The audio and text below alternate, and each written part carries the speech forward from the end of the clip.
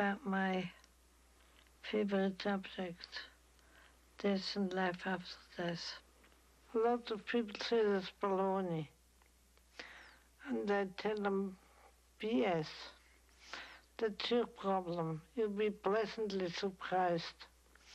When you come on the other side, I will give you a karate chop and remind you of your own stupidity and your own narrow-mindedness.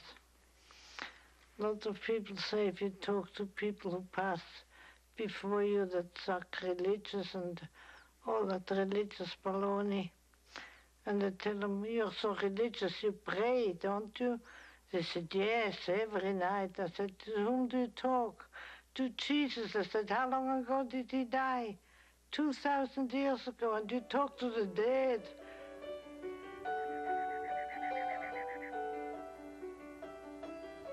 Death, for me, is a graduation. When you finish your work on earth, then you can finally go back home. And then you become a butterfly. You shed your physical body, that's a cocoon, and then you take off and go dance in all the galaxies. And I can't wait for it. But the first day of my funeral, they have to celebrate. I'm gonna have a big party. You can even get drunk on whiskey sour and good red wine. And celebrate that I'm finally able to take off. Everybody can smoke, everybody can drink, everybody can dance, everybody can do anything they want. Then they can go home and cry if they want to. I will not look.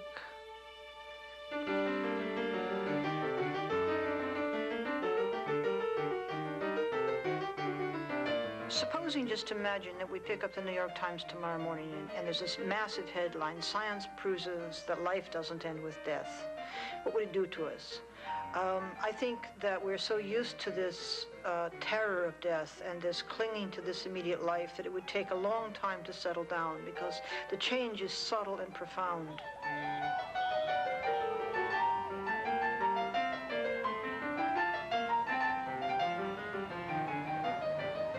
If we were convinced that immortality was a fact, it would take the pressure off.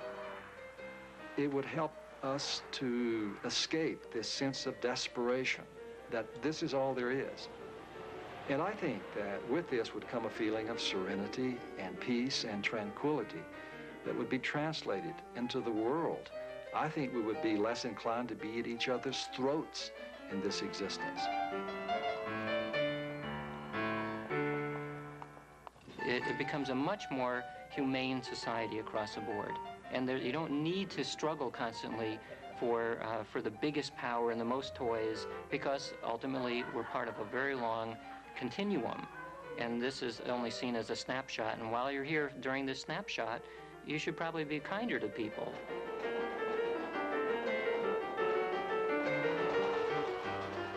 My surmise about what will happen to me after I die is that my consciousness will indeed end, that no soul will ascend to heaven, that there will be no real communication between me and anybody who loved me.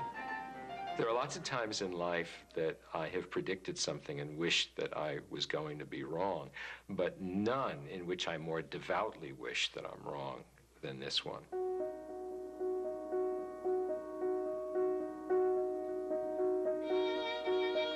I fear about the process of becoming dead, but not the process of being dead, because that's just a translation or a transition to another existence.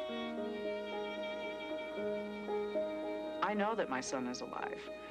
I know it's not a hallucination. He's just gone on to another place, a place that I'll go, that I'll see him again. I will. I know I will. I think Uncle Joey is in heaven because he wouldn't have been smiling at me if he wasn't, or he wouldn't have been happy.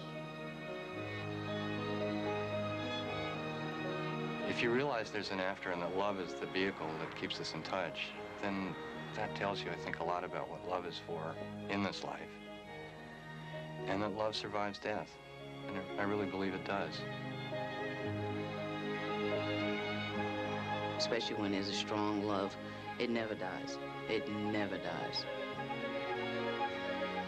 And of course, I'm not afraid of death anymore either.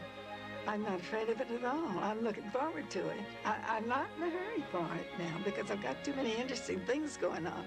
But I am looking forward to it. And my mother's looking forward to seeing me, too. I've learned that death and the grave is not an end to anything. Maybe it's just the beginning. I think that considering these questions is what makes us human, is the definition of the human, and this is what I mean by the fact that we are spiritually intelligent creatures. Human beings are defined as the creatures who ask ultimate questions. We need to know the meaning of things. We need to know why we are here. We need to know what it means that we are here. We need to know what it means that we are going to die. But the tragedy of the individual death aside, death is a part of the process of life. It's another stage we go on to. And when you reframe human life like that, you see us as part of the context of the whole history of the universe.